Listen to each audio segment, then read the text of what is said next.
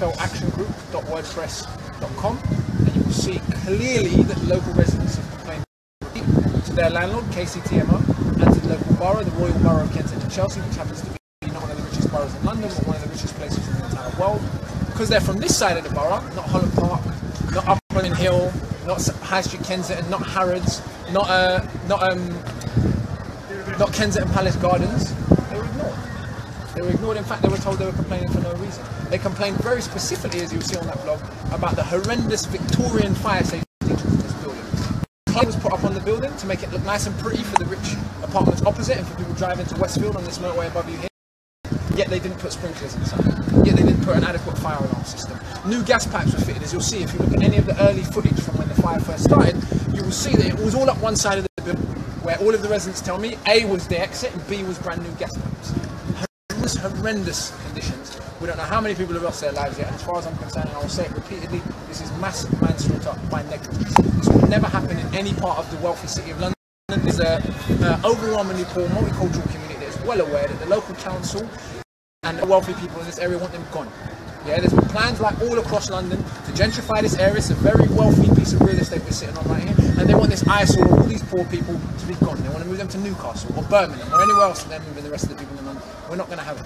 And there's been sort of reports about ministers sitting on reports warning of this kind of danger and things. Do you think, what needs to be done in the next couple of weeks and months to hold people to account for this? I repeat, if people check out grenfellactiongroup.wordpress.com, you will see all of the evidence of repeated complaints, repeated ignorance. Even on my Twitter, I tweeted a letter from the council in one of the wealthiest parts of England. There are some very powerful people who are culpable for this, who don't think they're going to have to pay. But as far as I'm concerned, not only do people need to be paid out compensation, people need to go to prison.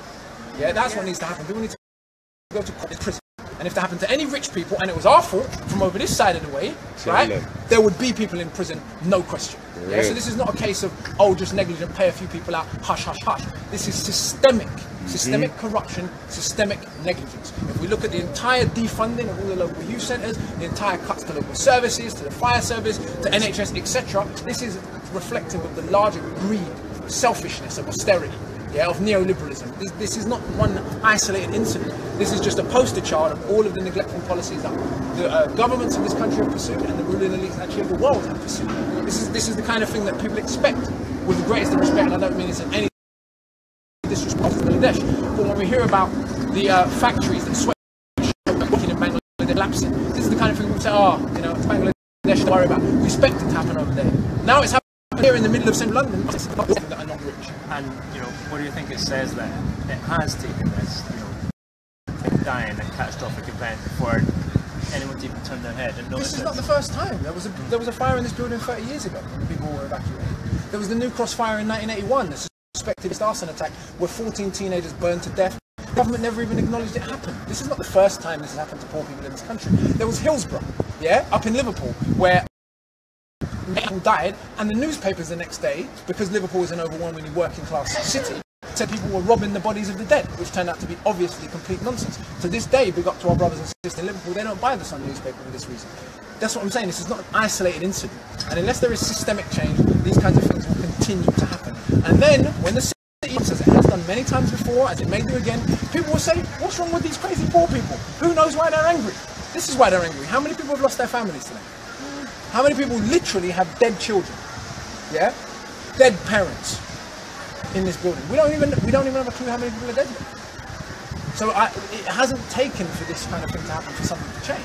There are people who are just looking right now for a way to cover this up, for a way to make this go away, for a way to say, it's only a few poor people, don't worry about it. In fact, there are people who've probably come around today, I saw a lot of suits around today, rubbing their hands together. Ooh, sell-off.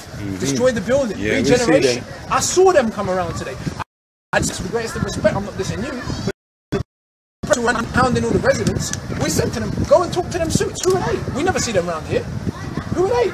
I didn't see hounding those people. So let's be clear, within the logic of disaster capitalism, there are people who are looking at this as an opportunity, not as a disaster.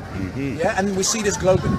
It just happens to be happening in the middle of one of the richest cities in the world, so it's global news. The truth is, it's weird for us, because many of us, I don't actually live on this estate, but I live in the local area, many of us have families. in Jamaica or Bangladesh or Pakistan or India or places where this stuff is supposed to happen but never makes the news. Now it's in the middle of one of the richest cities in the world, but it just so happens a lot of the people that live here have family in those areas as well. We're going to see the whole world news is going to complete disdain for people that don't have money. The failures of neoliberal capitalism, the failures of austerity, and it's really interesting that it's happened in the wake of all of the political tones and climates that have emerged in Britain in recent years. The richest borough, 1,400 empty homes, cannot continue to be so divided. It's people feeling quite strong, and I'm sure that off the back of that strength, people will still have the strength to resist. But I want to say one other thing. I really want to big up all of the local youth centres. Yeah, Harrow Club, Maxilla, Tabernacle, yeah? All of those, yes, there's emergency accommodation, all of these places. These places never had their funding cut, yeah? Because of austerity. These were the first places to respond. These places had their doors open. The one beautiful thing to come out of this, and I don't want it to say that it's beautiful to come out of it, but more that it's beautiful to see everyone, in a neighbourhood that is usually, it only gets in the press when someone gets stabbed around here, right? And that isn't even as often as the press would like to make out. Everyone has come together. I saw 13-year-olds who took their pocket money and went to the pizza shop, bought pizzas, coming around and offering me a grown adult food. Yeah, the side of the neighbourhood that you'll never see. Because no one cares about poor people unless they're dying in fire, unless they're stabbing one another. But when they're doing normal, everyday, beautiful things that I see people in this community do all the time, that's not newsworthy. And all I've seen out here, I haven't seen the institutions down here. Look around you. I can't see no big institutions. I can see regular people around doing for one another. Every ethnic background, every age group, every religion. Yeah, that's what I can see in this community. It's a beautiful community. When our idiot politicians say multiculturalism has failed, maybe in their world, not in our world, look. You can see, I mean you can't see, but if you could see the people stood here, you have almost every ethnicity you can imagine stood right in front of you. Multiculturalism hasn't failed, it's failed for them people, because they don't care about no one. So like I said, as far as I'm concerned, it's not a talk of appeasement, it's not a talk, it's a talk of punishment. Somebody needs to go to prison, simple as that.